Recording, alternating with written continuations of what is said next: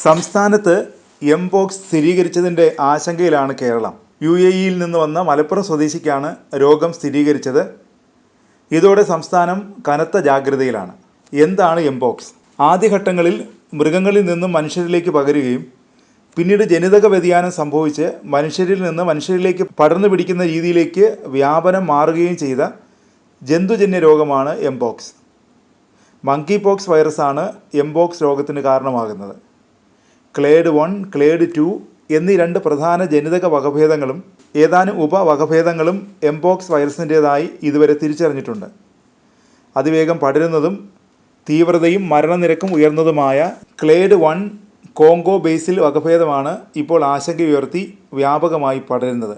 ചർമ്മത്തിൽ പ്രത്യക്ഷപ്പെടുന്ന 2 മുതൽ 4 ആഴ്ച വരെ നീണ്ടു നിൽക്കുന്ന പഴുപ്പ് നിറഞ്ഞ വേദനയുള്ള തിണർപ്പുകളും കുമിളകളുമാണ് രോഗത്തിൻ്റെ പ്രധാന ലക്ഷണം. രോഗപ്പകർച്ച കോവിഡ്, H1N1 ഇൻഫ്ലുവൻസയോ പോലെ വായുവിലൂടെ പകരുന്ന ഒരു രോഗമല്ല എംപോക്സ്. രോഗം ബാധിച്ച വ്യക്തിയുമായി മുഖാമുഖം വരിക, നേരിട്ട് തൊലിപ്പുറത്ത് സ്പർശിക്കുക, ലൈംഗിക ബന്ധം, കിടക്ക, വസ്ത്രം എന്നിവ സ്പർശിക്കുക, സുരക്ഷാ മാനദണ്ഡങ്ങൾ പാലിക്കാതിരിക്കുക തുടങ്ങിയവയിലൂടെ രോഗം പകരാനുള്ള സാധ്യത വളരെയേറെയാണ്. ലക്ഷണങ്ങൾ: പനി, തീവ്രമായ തലവേദന, കഴലവീക്കം, നടുവേദന, പേശിവേദന, ഊർജ്ജക്കുറവ് എന്നിവയാണ് പ്രാരംഭ ലക്ഷണങ്ങൾ. പനി തുടങ്ങി ഒരാഴ്ചയ്ക്കുള്ളിൽ ദേഹത്ത് കുമിളകളും ചുവന്ന പാടുകളും പ്രത്യക്ഷപ്പെടാൻ തുടങ്ങുന്നു. മുഖത്തും കൈകാലുകളിലുമാണ് കൂടുതൽ കുമിളകൾ കാണപ്പെടുന്നത്.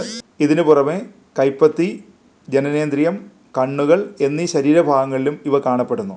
പ്രതിരോധം: അസുഖബാധിതരുമായി സുരക്ഷാ മാർഗങ്ങൾ പാലിക്കാതെ അടുത്തിടപഴകുന്നവർക്കാണ് എംപോക്സ് പകരുക. വൈറസ് ബാധയുണ്ടെന്ന് സംശയിക്കുന്നതോ സ്ഥിരീകരിച്ചതോ ആയ രോഗികളെ പരിചരിക്കുന്ന ആരോഗ്യ പ്രവർത്തകരും രോഗബാധിതരുടെ സ്രവങ്ങൾ കൈകാര്യം ചെയ്യുന്നവരും രോഗപ്പകർച്ച ഒഴിവാക്കുന്നതിനായി നിർബന്ധമായും അണുബാധ നിയന്ത്രണ മുൻകരുതലുകൾ സ്വീകരിക്കേണ്ടതാണ്.